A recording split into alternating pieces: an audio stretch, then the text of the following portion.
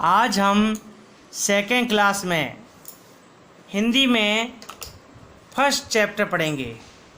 Class second में जिसके पास books नहीं है वह स्कूल में आके बुक्स ले लें, नहीं तो आप इस वीडियो को बार बार देखें तो आपको सिलेबस होता रहेगा। तो आज है हिंदी में फर्स्ट चैप्टर है संदेश। क्या है? संदेश। यह एक कविता है। पहला जो हिंदी में लेसन है वो क्या है? संदेश। यह एक कहानी नहीं है, एक कविता है। तो मेरे साथ साथ पढ़ते रहो और समझते रहो। पर्वत कहता शीश उठाकर। पर्वत आपको मालूम है, पर्वत यानी पहाड़। पहाड़ कितना ऊंचा होता है, कितना ऊंचा होता है। वो क्या कहता है? पर्वत हमको यानी आप सब बच्चों को कह रहा है। पर्वत कहता शीश उठाकर तुम भी ऊंचे बन जाओ। पर्वत कहता शीश उठाकर तुम भी ऊंचे बन जाओ। पर्वत कहता है कि आप बच्चे भी पढ़ो, लिखो और आगे बढ़ो। तो आप पढ़ते रहोगे, आगे बढ़ते जाओगे, आगे बढ़ते जाओगे, ऊंची शिक्षा प्राप्त करके अच्छी सर्विस प्राप्त करोगे, अच्छी नौकरी प्राप्त करोगे और आप भी ऊंचे बन जाओगे, बड़े आदमी बन जाओगे, है ना। तो पर्वत आपको क्या कह रहा है कि शीश उठाकर तुम भी ऊंचे बन जाओ। शीश उठाकर यानी शीश किसे कहा है? सिर को। आपका सिर कब ऊंचा उठेगा? आपके मम्मी पापा का भी सिर ऊंचा उठेगा, सर और मैडम का सिर भी उठेगा। आप पढ़ोगे, लिखोगे और अच्छी सर्विस मिलेगी, अच्छी नौकरी मिलेगी तो बड़े आदमी बन जाओगे। उसी तरह आप भी ऊंचे बन जाएंगे। अब देखो, सागर कहता है लहरा कर। आपने सागर को देखा होगा। तो सागर यानी समुद्र बहुत बड़ा होता है, तो उसका पानी ऐसे हिलता रहता है, लहराता रहता है। तो सागर कहता है लहरा कर मन में गहराई लाओ। सागर कहता है लहरा कर मन में गहराई लाओ। ये ऐसे कह रहे हैं कि समुद्र कितना गहरा होता है, उसकी तरह आपका मन भी गहरा होना चाहिए। आपको हर बात को सोच समझ कर सुनना चाहिए और वापस सोच समझ कर कहना भी चाहिए। समझ रहे हो क्या कहती है? समझ रहे हो? कवि कह रहा है, जो ये पाठ जिसने लिखा है, किसने लिखा है? सोहनलाल द्विवेदी।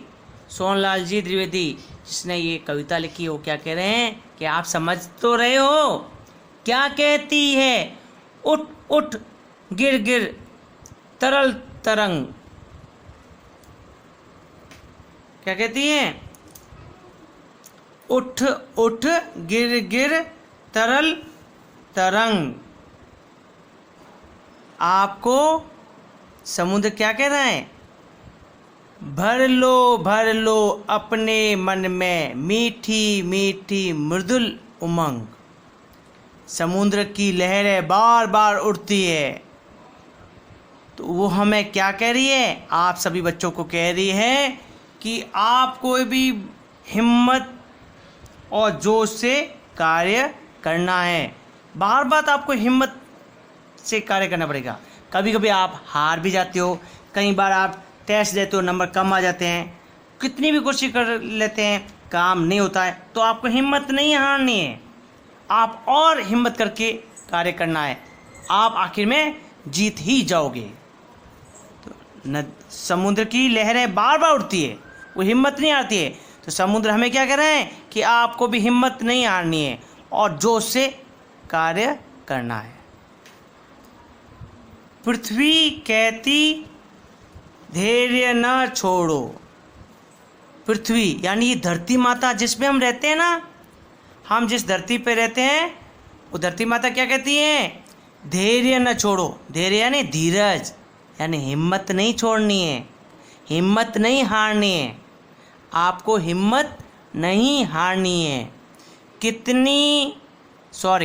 कितना ही हो सिर पर भार, कितना भी सिर पर भार हो, यानी आपके पास काम बहुत ज़्यादा हो, अरे मुझे इतना सारा कार्य करना है, ऐसा मत सोचो आप।